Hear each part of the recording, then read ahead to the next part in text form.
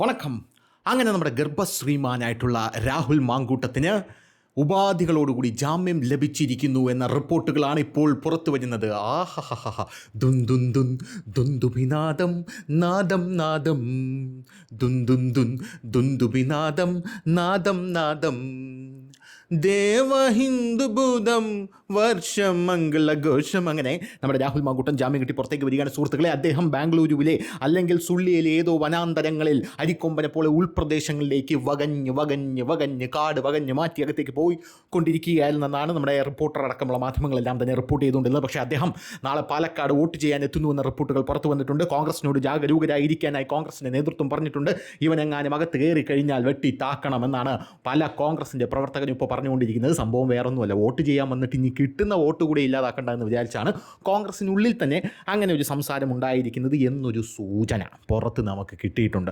അതൊന്നാമത്തെ കാര്യം. ഇനി രണ്ടാമത്തെ കാര്യം എന്ന് പറഞ്ഞു കഴിഞ്ഞാൽ, ഈ രാഹുൽ മാങ്കൂട്ടത്തിനെ അനുകൂലിച്ചുകൊണ്ട് ജയിലിൽ ഒരാൾ കിടപ്പുണ്ട്.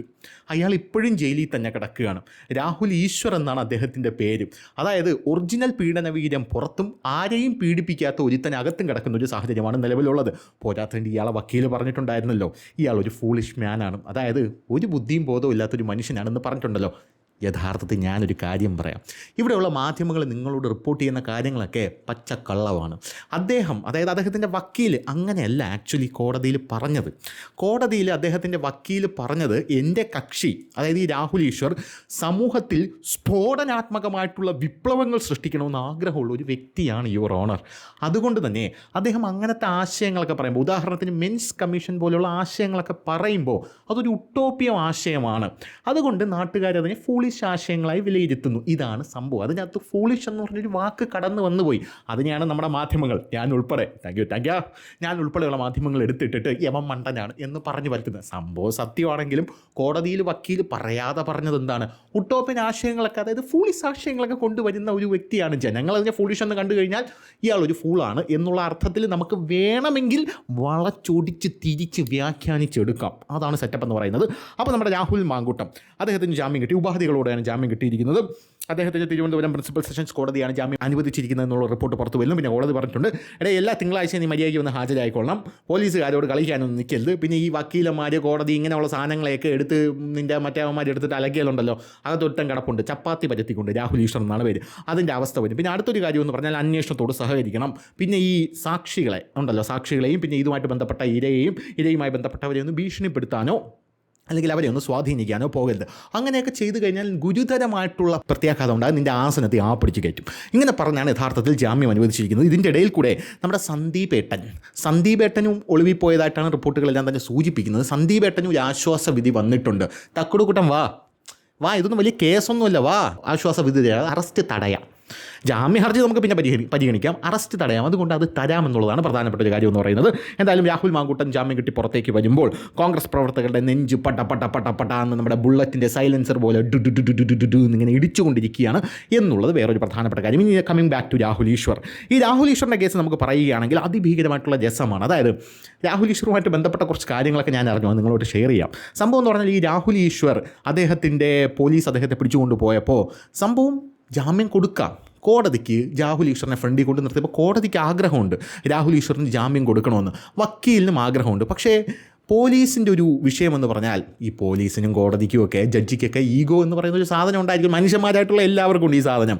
ജഡ്ജിയെ പഠിപ്പിക്കാൻ പോയി അവിടെ നിന്നുകൊണ്ട്. അതായത് ഇപ്പോൾ LLB എടുത്ത അണ്ണൻ ഇപ്പോൾ LLB എടുത്ത ബലത്തിൽ ഒരു വക്കീൽ വാദിക്കാൻ നിൽക്കുന്നുണ്ട്. അണ്ണൻ ജഡ്ജിയെ കയറി പഠിപ്പിച്ചു, ഇത് മറ്റേ കേസിൻ്റെ ലംഘനമാണ് യുവർ ഓണർ, ഇത് മറിച്ച കേസിൻ്റെ ലംഘനമാണ് യുവർ ഓണർ എന്ന് പഠിപ്പിച്ചപ്പോൾ ജഡ്ജി പറഞ്ഞു, ആണോ എന്നാൽ ഞാനൊന്ന് പരിശോധിക്കട്ടെ, നീ അത്രയും ദിവസം ജയിലിൽ കട എന്ന് പറഞ്ഞ് ജഡ്ജി അടിച്ചു കൊടുത്തു എന്നാണ് അറിയാനായിട്ട് സാധിക്കുന്നത്. പിന്നെ പോലീസിൻ്റെ കേസ് പറയുകയാണെങ്കിൽ, ഞാനൊരു സത്യം പറയാം, നമ്മളെ പേരിലൊരു പോലീസ് കേസ് വരികയാണ്. അങ്ങനെ ഒരു പോലീസ് കേസ് വരുമ്പോൾ യഥാർത്ഥത്തിൽ നമുക്ക് എന്താണ് ചെയ്യാൻ പറ്റുക?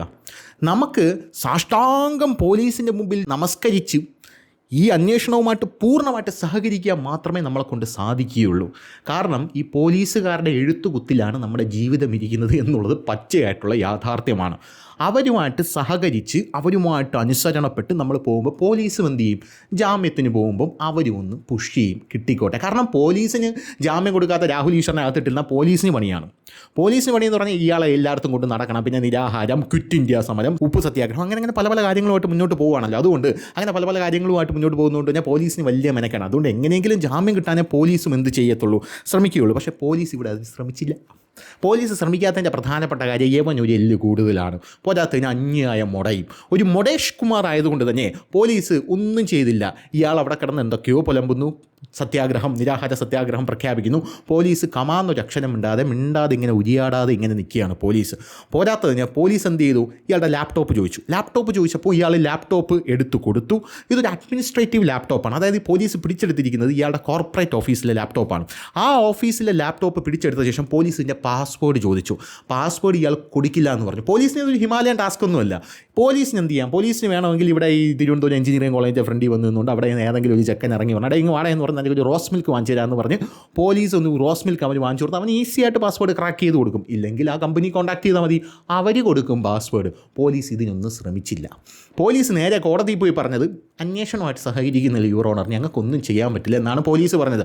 അപ്പോൾ കോടതി എന്താ വിചാരിക്കുക, അന്വേഷണമായിട്ട് സഹകരിക്കാത്ത ഒരാൾക്ക് എങ്ങനെ ജാമ്യം കൊടുക്കും, അകത്ത് പോയി കിടന്നോ എന്നാണ് കോടതി വിചാരിക്കുക. ഇന്ന് രാഹുൽ ഈശ്വറിൻ്റെ മുമ്പിൽ മാധ്യമങ്ങളെ ബൈറ്റ് വെച്ചപ്പോൾ ദിലീപിൻ്റെ കേസിൽ വിധി വന്നല്ലോ, സന്തോഷമായോ? അയ്യോ, വിധിയൊക്കെ വന്നു, എനിക്ക് ഭയങ്കര സന്തോഷമായി. ഞാൻ ഒരിക്കലും കോടതിയും മാധ്യമ സുഹൃത്തുക്കളെ ഒന്നും ഞാൻ കുറ്റം പറയുന്നതല്ല, പോലീസിൻ്റെ ഭാഗത്തൊന്നും കുറ്റം പറയുന്നതല്ല. പോലീസിൻ്റെ ഭാഗത്തും ന്യായമുണ്ട്, അപ്പോൾ ദിലീപിൻ്റെ ഭാഗത്തും ന്യായമുണ്ട്, അപ്പോൾ അതിജീവിത ഭാഗത്തും ന്യായമുണ്ട്, എല്ലാവരുടെ ഭാഗത്തും ന്യായമുണ്ട്.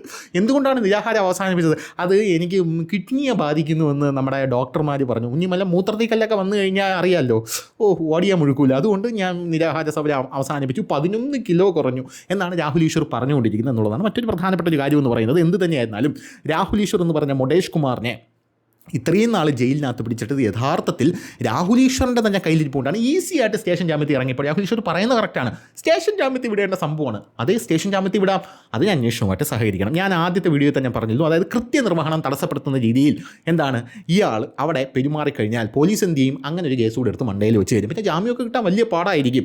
ഈസി ആയിട്ട് ജാമ്യം കിട്ടി വരാമെന്നുള്ളൊരു കേസേ ഉള്ളൂ. രാഹുൽ മാങ്കൂട്ടം മുങ്ങിയത് കണ്ടില്ലേ? അപ്പോൾ മുങ്ങാനൊന്നും നിന്നില്ല, പിടികൊടുത്തതാണ്. പിടികൊടുത്ത് അകത്ത് കയറിയിട്ട് രണ്ടാമത്തെ ദിവസം ജാമ്യം കിട്ടില്ല. അതിൻ്റെ ഇടയിൽ കൂടെ ഒരു നിരാഹാര സമരം കൂടെ പ്രഖ്യാപിച്ച് കഴിഞ്ഞാൽ ജാമ്യം കിട്ടി പുറത്ത് വരുമ്പോൾ ഭീകരമായിട്ട് വലിയ കോളുകളൊക്കെ സൃഷ്ടിച്ച് മറ്റേ മെൻസ് അസോസിയേഷനെ വിളിച്ച് മറ്റേ മുടി വളർത്തിയ ഒരു വേട്ടാവളിയുണ്ടല്ലോ ഭരത് ഗോപിയെ പോലെ, അവനെയൊക്കെ വിളിച്ച് വരുത്തി തലയിൽ ഒരു ഹാരമൊക്കെ ഇട്ടിട്ട് ഇതാ ഞാൻ നിരാഹാര സമരം അവസാനിപ്പിക്കാൻ പോകുന്നു എന്ന് പറഞ്ഞ് ഒരു നാരങ്ങ വെള്ളമൊക്കെ കുറിച്ച് അവസാനിപ്പിക്കാനുള്ള സെറ്റപ്പായിരുന്നു. പക്ഷേ പാളിപ്പോയി.